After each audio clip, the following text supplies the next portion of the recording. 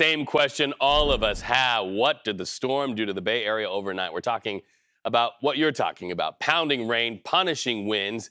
It's why our weather experts declare another first alert weather day. You know, to one degree or another, the weather was that shared experience in our communities last night, connecting us all.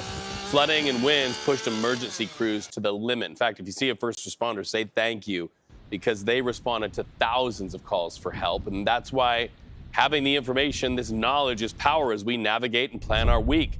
It's a first alert weather day, and Jessica Burch is keeping us on track for that. Good morning, Jessica. Good morning. Yesterday was just wild when it came to that huge area of low pressure sitting just offshore.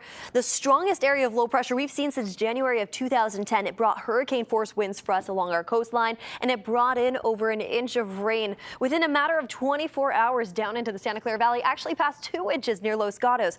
That was a heavy storm that we experienced, and we're still feeling the impacts today. Localized flooding. That's a concern for us on this morning. And to add to that, we're also seeing downed trees and power outages widespread throughout the Bay Area.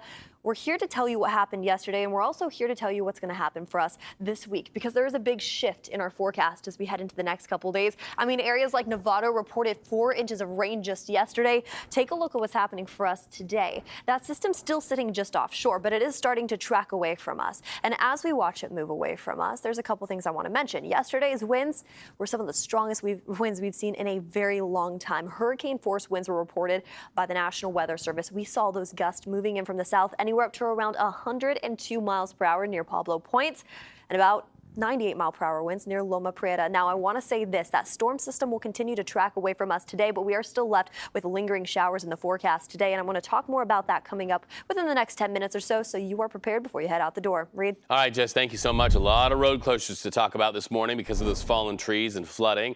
Let's start with the closure in Oakland. Our friends in the East Bay know that Market Street closed in both directions from 16th to 19th Street due to heavy rain causing flooding in the road. And an exit ramp just before Ignacio coming from Novato is closed going 101 northbound. Now let's get a check of our Bay Area bridges at the top of the hour. You can see right there, kind of a backup on the Bay Bridge. Metering lights are on, so the buildup is real. That's just before the toll plaza. A lot of slick roadways out there to contend with, so drive at a distance and be aware of your surroundings. Well, at last check, just a little more than 235,000 PG&E customers are without electricity in the Bay Area right now, the most in the North Bay. Nearly 73,000 in the dark. That's closely followed by the South Bay, where more than 72,000 are still in the dark. This is the utilities outage map, updated every 15 minutes, so we're watching it closely so you can plan your week and your morning most immediately. And there's a ripple effect to talk about this morning, school closures. All right, listen up, parents and families. Your students in Sonoma County, they're going to stay home because of the closures due to the storm impacts. Let's look closer here at the closures. Get a good look on your screen. All of these because of power outages and dangerous travel conditions. The school district of Fort Ross reporting damage to one school. We've also published this list on our website, so check back often. You can do it in the palm of your hand if your electricity is out and you're watching us there streaming.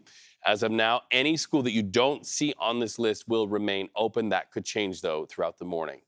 By the way, San Jose's Eastside Union High School District is also announcing classes canceled. So as the storm raged in San Francisco, firefighters there rushed to at least 200 calls for help, mostly people facing damage by downed trees and power lines. In fact, look at this on Steiner Street. Cars crunched by falling tree limbs. Same for the Midtown Terrace neighborhood. Car crushed from falling trees and branches. We're told calls to emergency centers rang off the hook, so to speak. And in that situation, first responders really had to rank who was most dangerous and least in danger as they responded to those calls in priority. In fact, let's go live right now to Mendoza Avenue. That's where one call came in. Shawn Chitnis is live where the storm damage actually tore part of a roof off of a house. Shawn? Hey, Reed, good morning. Yeah, this is definitely going to be some of the more impressive damage we are seeing not too far from Golden Gate Heights Park and west of Twin Peaks. Take a look at what we can see here. We know that there are downed trees throughout, wind damage all around San Francisco, but here you can see part of the roof coming off. What we're told is a sunroom in this home landing on a tree or helping to split this tree with one of the branches coming down. Now, KPIX was able to talk to the homeowner who tells us that no one who was inside at the time was injured. We know that firefighters came out here around Sunday afternoon, just part of a busy day for them.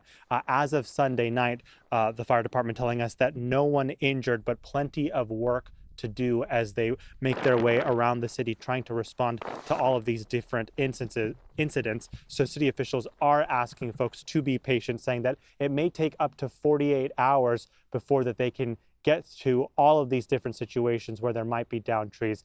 And as we've been talking about all morning, it really is just a matter of which home gets hit and which one gets spared. On this particular street, you can see they've closed off part of the block, but all of the other homes around us appear to be okay.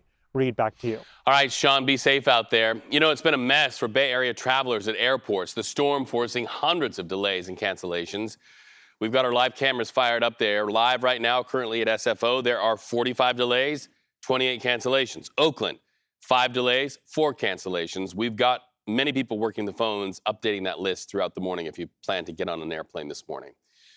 So if your electricity is out and you're watching us on your mobile device, know that we've got crews dispatched north to south, east to west this morning. Stay up to date on KPIX.com and the CBS News app.